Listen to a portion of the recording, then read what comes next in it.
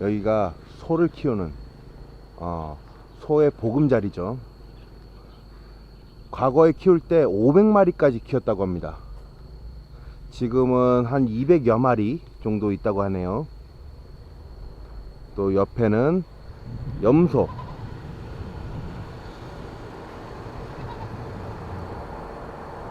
이야, 여기도 어린 잡아서 한 50마리 나겠네요. 네, 50마리 정도 되는 것 같아요. 점프.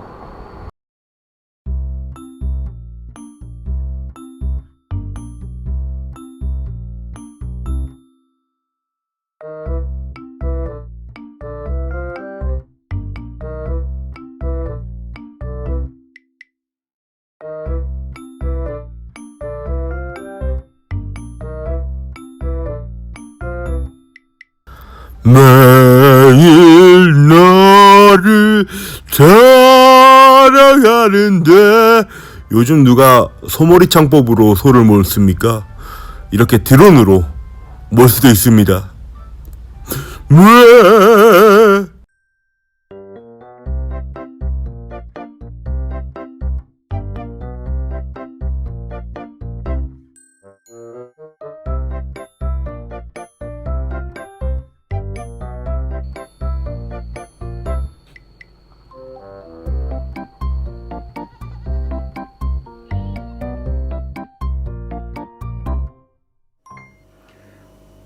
소가 이 나라에서 성장하는 기간이 통상적으로 3년 정도를 봐야 되는데 3년 정도를 길러가지고 한 마리를 팔아가지고 그 한 마리에 대한 판매 가격이 아마 기본적으로 좀 황소 같은 경우에는 뭐 한 500불, 암소 같은 경우에는 300불에서 한 400불 정도 판매 금액이. 황소라는 것이 어떤 순음을 얘기하는 거예요. 순음. 네. 순음은 성장 속도가 빠르고 암놈은 성장 속도가 늦기 때문에. 그래서 우리가 소 한 마리를 길러서 파는 과정이 3년이라고 봤을 때 시간이 많이 걸리고 한국식으로 사료를 전문화시켜서 사료를 먹여가지고 팔았을 땐 이 나라 속값 대비 수익성이 별로 많지를 않을 거예요. 그렇다라고 보면은 이 나라의 소들이 그 계절에 좀 민감한 편이거든요. 거의 건기철에는 풀들이 다 말라가지고 먹고 살 게 없어요. 그래서 그 거의 건초 형식으로 논밭에 잡초들 자란 거 다 마른 거 그런 걸 주식으로 삼는데, 그러다 보니까 여름철에는 소들이 굉장히 말라 있어요. 또 우기가 돼가지고 풀들이 많이 나오면은 먹거리가 좀 충분한 편인데, 그래서 소를 사는 시점이 건기철에 키로수로 계산을 해야 되니까 건기철에 소를 사면 등치는 커졌지만 살이 없어서 몸무게가 많이 나가질 않으니까 좀 가격이 좀 수월하게 살 수가 있고, 건기철에는 같은 연령대의 소들이라 하더라도 우기철보다 몸무게가 이제 많이 안 나가니까 사는 조건이 좀 수월하고, 그리고 소를 뭐 집중적으로 많이씩 길러가지고 한 번에 이렇게 일시적으로 파는 게 아니고 개인들이 가지고 있는 소는 한 마리, 두 마리 이렇게 이제 파는 경향이 있지 않습니까? 그러면 그것을 늘 뭐 쫓아다니며 살 수도 없고, 그래서 제가 그 소를 옛날에 기를 때 소를 수집하는 방법을 그 각 지역마다 마을에서 조금 이렇게 어떤 행사하는 사람들을 통해서 소를 수집해 달라고 그래가지고 일정 기간 소를 모아 놓으면은 그 소를 한 번에 이제 실어다가 내 농장을 옮겨 놓고 한두 마리가 아닌 보통 이제 자동차로 한 차씩 실을 수 있는 양이 확보됐을 때 가지고 오는 방법으로 해야 되고, 여기는 그 소 분포도가 굉장히 넓기 때문에 지역 간 이동이 많지 않습니까? 그러다 보면 지방 이 수도권에서 많이 이탈된 부분은 소값이 싸요. 그 사람들이 한두 마리를 팔기 위해서 소를 여기로 싣고 오면은 운반비가 많이 먹히니까 속된 말로 기름값도 안 돼요. 그러다 보니까 그 지역에 가면은 한두 마리씩 길러가지고 파는 사람들이 팔로가 마땅치 않다 보니까 그 싸게 살 수 있는 방법이 있어요. 그래서 동네에 수집책을 하나씩 두고 그 지역에다가 조그만 간이 농장을 하나 만들어서 일주일, 열흘, 한 달 어떤 시간을 두고 한 차씩 모아달라고 하면은 그중에서 그 모아주는 소를 농장으로 이동시켜 놓고 그 소를 또 뭐 이렇게 장기간 먹일 것이 아니고 가급적이면 큰 소를, 나이 먹은 소를 사다가 여기서 속된 말로 영양소가 풍부한 뭐 저희 같은 경우에는 소를 기르는 입적권이 좋으니까 소들이 그 아주 잘 먹는 바나나 줄기, 바나나 탱이, 또 폐사시키는 그 바나나 이런 것들을 소가 잘 먹으니까 그런 거를 분쇄기로다가 갈아가지고 거기에다가 쌀개라든가 옥수수라든가 부산물을 섞어서 좀 단시간 내에 소를 좀 영양소를 충분히 충족시켜가지고 파는 방법. 또 새끼 때부터 기르려면 인접 국가에 태국이나 그 베트남을 통해서 농림부의 그런 어떤 그 수입 절차를 밟으면 그 수입할 수 있는 방법이 있어요. 그러면은 통상적으로 한 80kg에서 120kg 정도에 들어가는 그 송아지를 키로당 120바트씩 살 수가 있어요. 그런 가격으로 나가 사서 그거를 이제 적정 시기까지는 여기 현지 녹할 방법으로 그냥 방목을 시켜가지고 좀 나이를 먹게 하고 덩치를 키워서 어떤 판매 시기가 근접했을 때 그것을 아까 내가 말씀드렸듯이 영양소가 충분한 이쪽에서 나오는 그 개인화시키는 사료, 그러니까 옥수수라든가 쌀개라든가 부산물을 믹서해가지고 소의 운동량을 최대한도로 줄여가지고 단실 내에 살을 찌게 해서 키로수를 높여서 파는 방법. 이제 여러 가지 연구할 수 있는 방법들이 있는데 지금 이 나라에서 농민들이 기르는 방법대로라면 소량으로다가 인건비도 안 나가고 그냥 방목 형식으로 나가면 시간이 많이 걸리지만 그 사람들한테는 그게 다 파는 금액 자체가 남는 금액이다 보니까 현지인들한테 그게 맞지만 우리같이 기업용으로 할 때는 그 방법이 맞지를 않으니까 그런 경우에는 자체적인 어떤 사료 개발이 신경을 써야 할 부분이에요. 그래서 아마 소를 그런 식으로 전문화시켜서 산다면은 뭐 한 200마리, 300마리 좀 이 나라가 한국식으로 속값이 비싼 나라가 아니다 보니까 숫자를 많이 확보해야만이 그 마진율이 이제 그 숫자 대비 생기는 거기 때문에 아마 소량으로 그 소농사를 해가지고는 타산이 안 맞을 것이고 좀 숫자를 최소한 그래도 100단위가 넘는 숫자를 그 사육을 했을 때 수지 분석이 좀 어느 정도 나올 거로 생각이 돼요. 만약에 제가 소를 한 마리 산다고 하면은 예. 가격이 어느 정도 합니까? 이 나라는 소를 키로수로 계산을 거래를 하니까 어느 나라도 마찬가지지만 새끼 그 송아지는 키로당 120바. 아까 얘기했듯이 4,000원대 가까이 가고 어미소 같은 경우에는 지금 100바시면 거래가 돼요. 100바시면 3,300원이에요. 요것이 통상적인 가격이에요. 약간의 가격이 그때그때마다 편차는 있을 수 있는데 거의 유동성이 없어요. 다 큰 소가 보통 몇 킬로 정도 나갑니까? 지금 이 나라 소들이 굉장히 키로수가 안 나가요. 소 종류가 여러 종류가 있는데 한국 소 이상으로 등치가 큰 종자가 있고 아주 이 나라에서 그 사료나 먹거리를 해결해 주지 않고 그냥 자체적으로 그 크는 소들은 녹화소라고 봐야 되겠죠. 이런 것들은 어미소가 250kg, 뭐 300kg도 안 나가요. 근데 여기도 이제 태국산이나 그 베트남 소, 종자 개량된 소들이 많이 들어와 있는데 그런 소들은 지금 500~600kg 나가는 소들이 많이 있어요.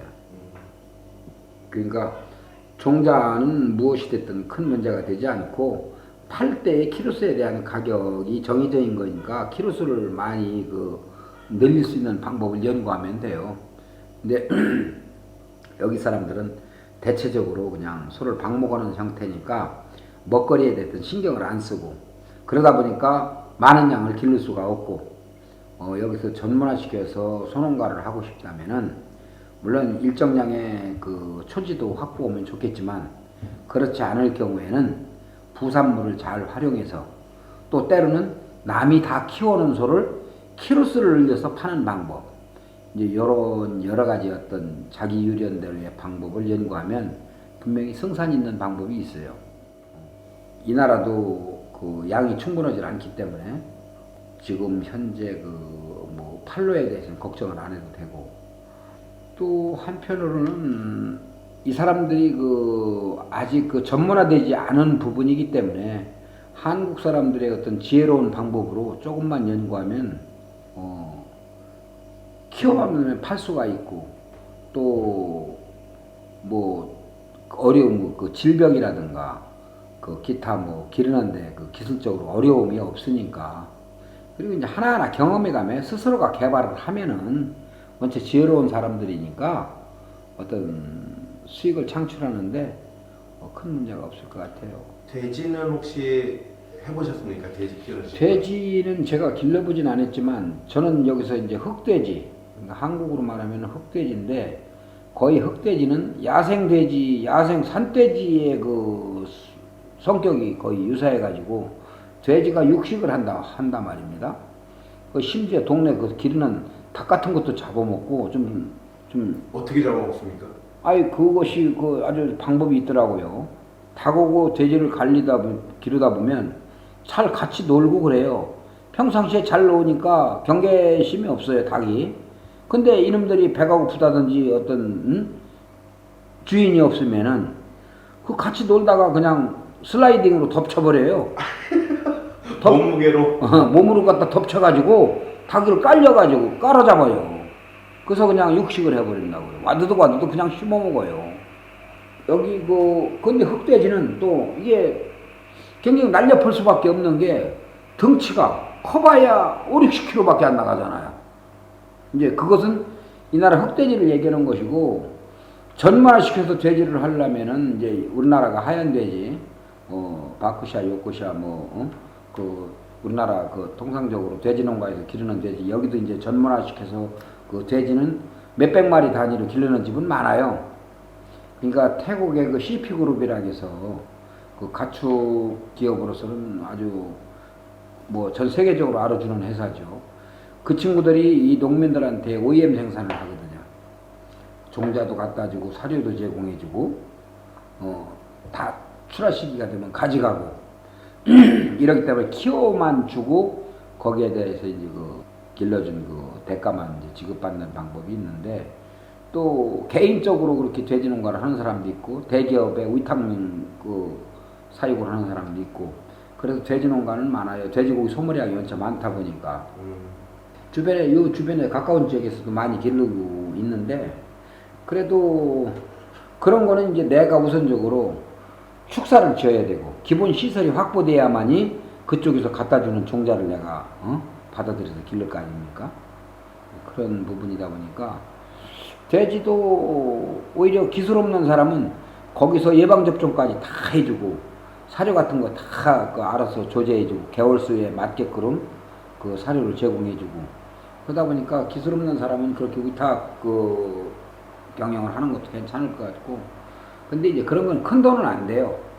큰 수익을 창출할 수가 없죠. 그 대기업에서 그렇게 돈 많이 벌어먹으라고 기회를 주겠어요?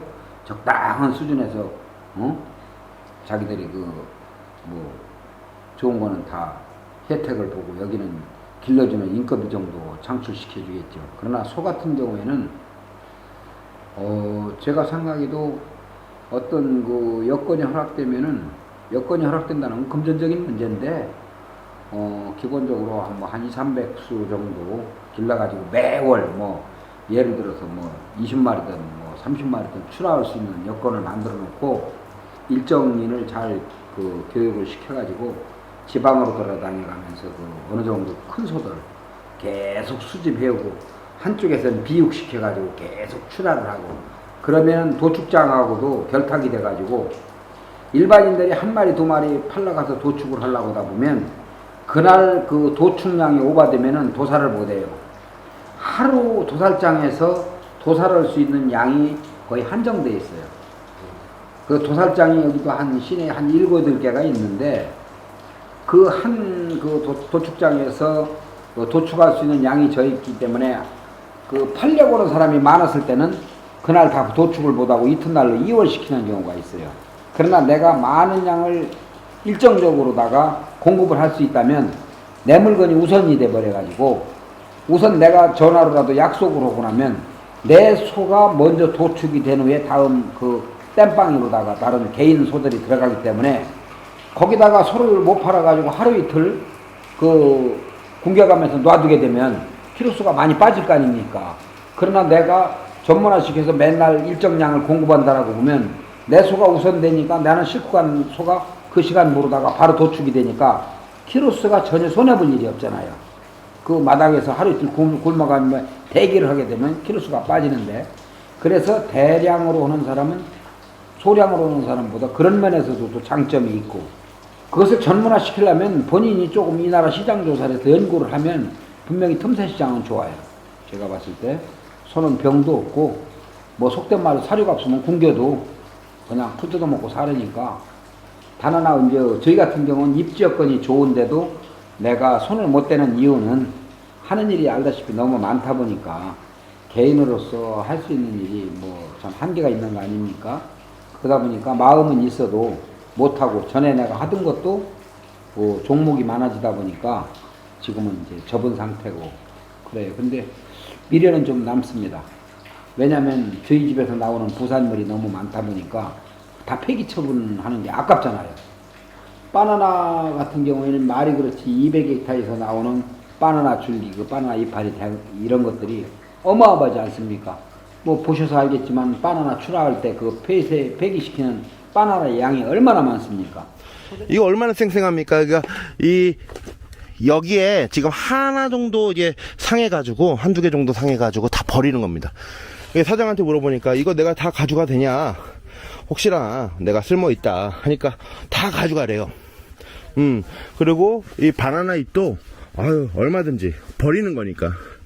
본인이 왜 안 하냐 하니까 나는 팔로가 없다. 이거 하는데도 힘들다. 야, 이거 잘만 활용하면은 괜찮을 것 같아. 소들이 아주 잘 먹거든요.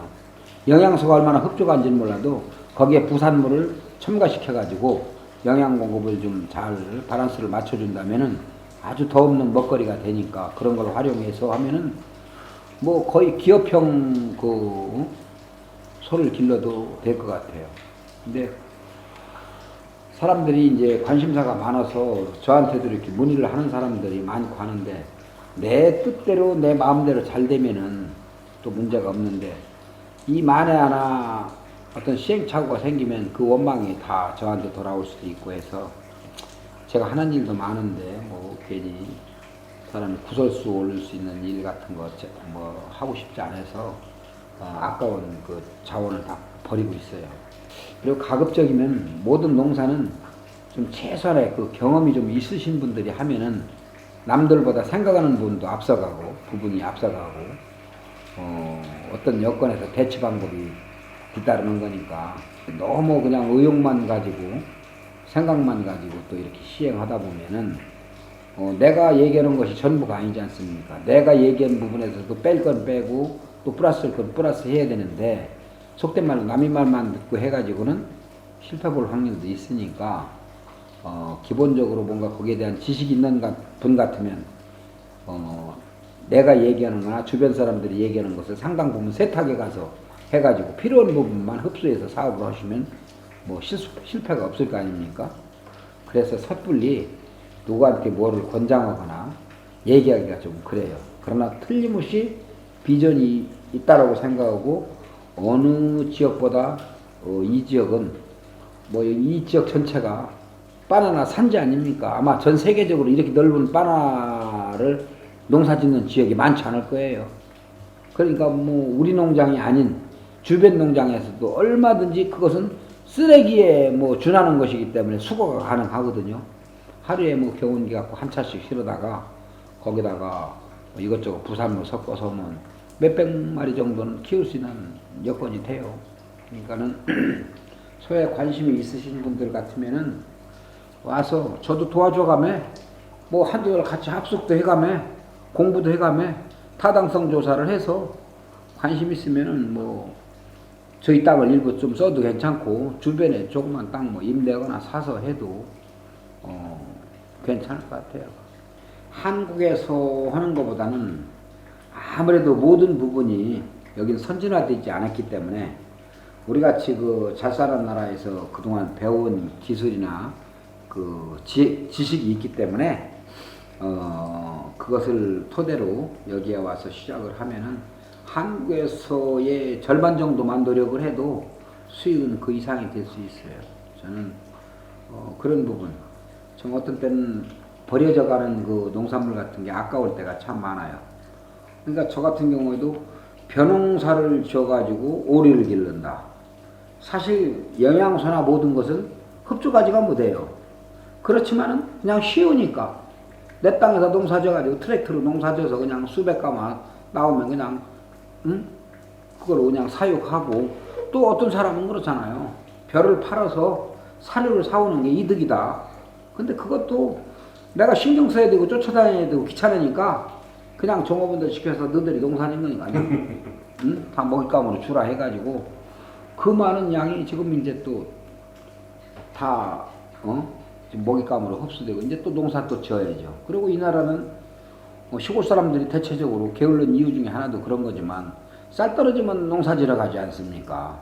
뭐 1년에 뭐 2부작도 되고 3부작도 되고 하니까 쌀 떨어지면 가서 벼 심어가지고 농사 지어도 한 3개월 후에는 먹거리가 또 확보가 되니까 그래서 사람들이 먹고 사는 거에 그렇게 없이 살아도 국민소득은 얕지만은 먹고 사는데 지장이 없다 보니까 사람들이 책임감이 없고 나태해지고 그런 부분이 있는 것 같더라고. 뭐 처음에 와서 큰 소득을 기대하고 무슨 사업을 하신다라고 보면은 자신 있게 무슨 얘기를 못 하겠지만 반취미 생활 또 나이들 들어가지고 운동 겸 이런 데 와서 농사도 좀 지어가면서 또 힘든 일이나 이런 거는 현지 종업원들 시키면 되니까 그렇게 하면 우선적으로 저부터도 참 우선 건강에 대해서는 자신하지 않습니까? 공기가 좋고 사람이 생동감 있게 움직이고 또 스트레스를 안 받다 보니까 뭐 사실 건강에 대해서는 아직까지는 자부심을 가져요. 이제 그런 형식으로 나우스를 선택한다면 한 번 정도 와서 관심을 두고 시장 조사를 해보는 것도 괜찮을 것 같아요. 뭐 이렇게 얘기하면 그 다음은 이제 본인들이 판단하시면 됩니다.